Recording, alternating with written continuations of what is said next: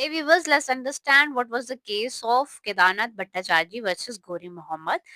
तो ये case law एक हमारा पहले तो ये एग्जेम्पशन होता है किस चीज का एग्जेम्पशन लॉ केस लॉ है ये हमारा जहाँ पे कोई कॉन्ट्रैक्ट हो लेकिन उस प्रॉमिस के बदले कोई कंसिडरेशन ना हो। ठीक है, तो ये उसका ही केस लॉ है पूरा। इसमें क्या होता है, जो हमारे केदारनाथ जी होते हैं वो एक ऑनर होता है, जो समझ लो किसी एमपीओ के, and basically he collects the donation और अ चैरिटी। वेयर एज जो हमारे गोरी मोहम्मद होते हैं वो इनको प्रॉमिस कर देते हैं कि मैं आपको एज अ चैरिटी और एज अ डोनेशन 50,000 रुपीज दूंगा।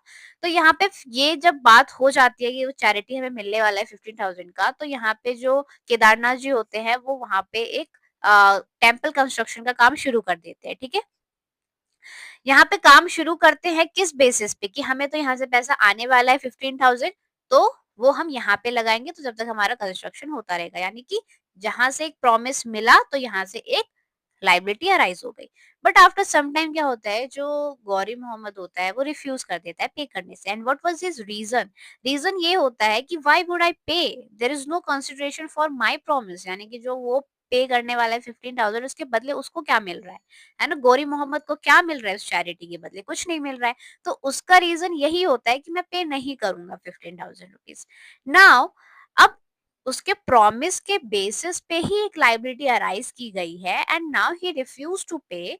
सो केदारनाथ जी कोर्ट में जाते हैं, और कोर्ट का क्या जजमेंट होता है? उनका जजमेंट ये होता है कि बिकॉज गौरी मोहम्मद ने एक प्रॉमिस किया था चैरिटी और डोनेशन देने का, जिसके बेसिस पे लाइबिलिटी ऑलरेडी हो चुका है, जो कि था टेम्पल कंस्ट्रक्शन का, तो यहाँ पे गौरी को पैसे देने पड़ेंगे। लेकिन यहाँ पे अब दो तरीके का सिचुएशन अराइज होता है। What is the situation? देखो, पहला सिचुएशन ये है कि जब सपोज कि जो कंस्ट्रक्शन का एक्सपेंसेस है वो 10,000 आ जाता है। रिमेंबर वन थिंग कि यहाँ पे 15,000 रुपीज का प्रॉमिस किया गया था, तो 10,000 का अगर आ जाता है तो इट इज वेल गुड कि जो गौरी मोहम्मद है उसके 5,000 रुपए बच जाएंगे, उसको सिर्फ 10,000 रुपए ही देने पड़ेंगे, क्योंकि जितना एक्सपेंसेस होगा उतना ही केदारनाथ जी जो है वो पैसे रिकवर करवा सकते हैं। ठीक है, और दूसरा सिचुएशन जो सपोज अगर आ जाता है कि जो एक्सपेंसेस है वो 20,000 का हो गया, तो यहाँ पे अगेन 15,000 का ही प्रॉमिस था, तो यहाँ पे सिर्फ और सिर्फ 15,000 ही रिकवर हो सकते हैं, ना कि 20,000। So this is the situation जहाँ पे आप कितने पैसे को रिकवर करवा सकते हो by the person who promise to give you the charity.